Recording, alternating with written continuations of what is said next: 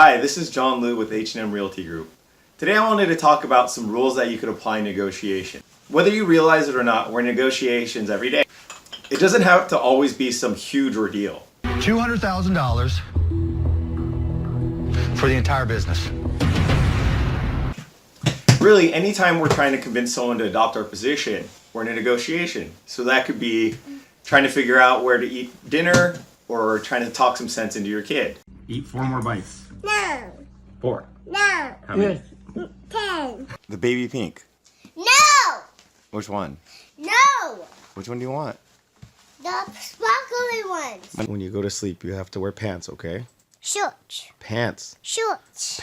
And then how many do I have to do? 20. No, that's too many. 10. No, too many.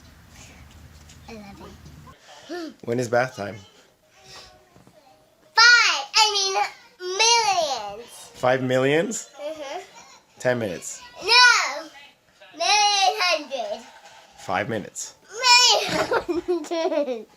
I personally love negotiations. I think they're fun and exciting. And in a past life, I had the opportunity to work on some very high stakes deals and learn from some of the best negotiators. What I found is that there's certain rules that apply to all negotiations. Whether you're trying to negotiate a settlement in a lawsuit, haggling for a better price on a car, or negotiating a real estate deal. Here are 3 rules that you should follow in every negotiation.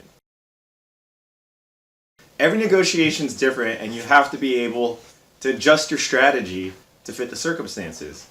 Most people think that negotiations are the ones that we see on TV, where one party starts super high, the other one goes low, and then they dig their heels in to try to meet somewhere in the middle. And that technique's fine in some cases, but it's not going to work all the time. Imagine if someone has the opportunity to find a replacement partner for that deal. If you draw a line in the sand too strong, they're just going to go find a different dance partner. You have to understand the game you're playing and adjust accordingly. Which brings us to the second rule. Gathering information is the most important part of any negotiation.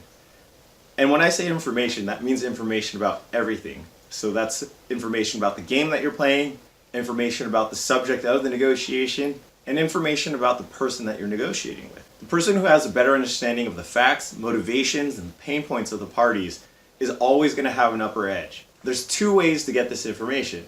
1 is doing your research, and 2 is listening to the information that's given to you from the other side. I'm always shocked by the type and amount of information that people are willing to just give away because they're talking. For example, today I was talking to an agent who was listing a house and told me freely, without me asking, that his client had moved to Texas, the house was vacant, they had fallen out of escrow, and that they really just wanted to get rid of the property.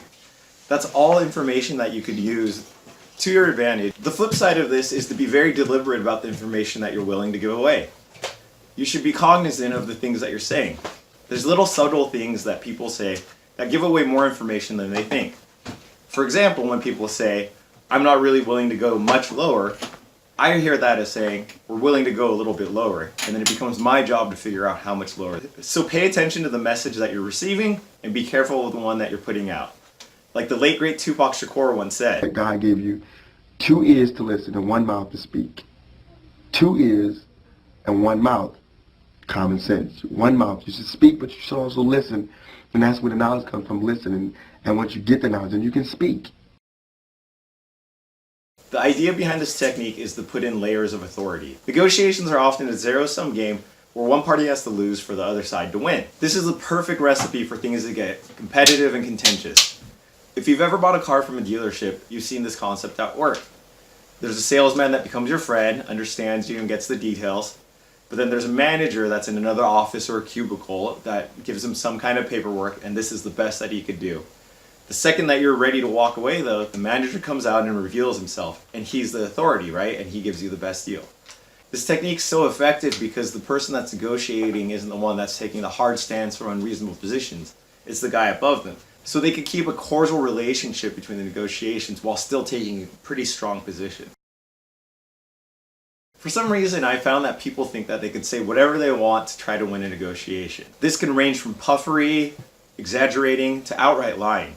I am 100% against this practice. Not only is it morally wrong, it really has bad consequences for your negotiation position.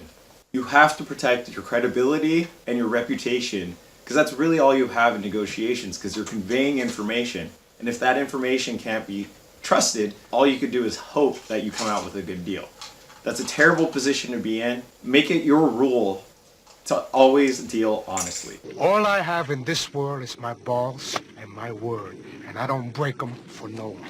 Do you understand? So there you have it. Follow these 3 simple rules, and you'll put yourself in a better position to win every negotiation that you find yourself in. Once again, this is John Liu. Thanks for watching.